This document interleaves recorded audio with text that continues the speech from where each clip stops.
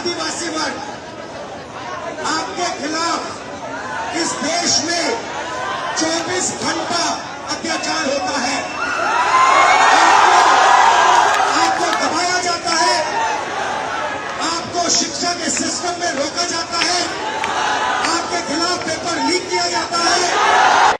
आप 90% हो, आप अपनी स्ट्रेंथ समझो।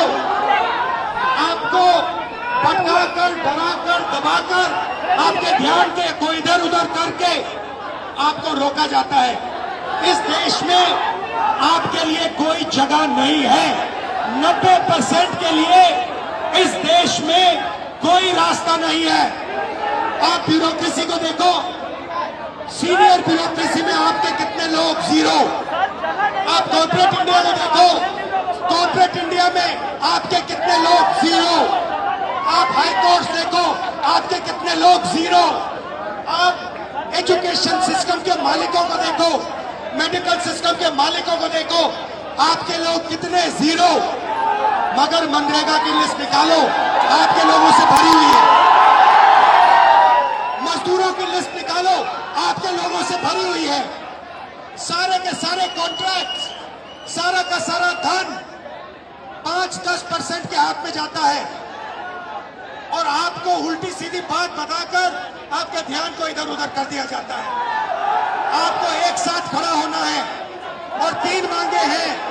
पहली मांग जाति जनगणना, दूसरी मांग प्राइवेट इंस्टीट्यूशंस में, प्राइवेट स्कूल्स और कॉलेजेस में रिजर्वेशन, अति पिछड़ा का, ओबीसी का, दलित का, आदिवासी का। तीसरी बात एससी एसटी सब प्लान, जो आपका पैसा है, जो आपको नहीं दिया जाता है, आपको वो दिया जाना चाहिए। ये 3 चीजें कहने में आपसे आया था। और ये बात समझिए, आप एक बात समझिए, बिहार की पुलिस ने अभी मुझे रोकने की कोशिश की, रोक नहीं पाई। पता है क्यों नहीं रोक पाई? नहीं, इसलिए नहीं रोक पाई क्योंकि आपकी शक्ति मेरे पीछे है। आपकी शक्ति मेरे पीछे है, इसीलिए कोई, दुनिया की कोई शक्ति उसको रोक नहीं सकती है। हमने कहा, हमने नरेंद्र मोदी से कहा, पार्लियामेंट में कहा, तुम्हें जाति जनगणना करना पड़ेगा।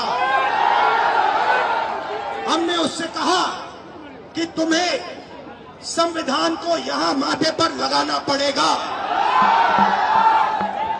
नरेंद्र मोदी जी ने आपके दबाव से डर कर जाति जनगणना हिंदुस्तान में घोषित किया है।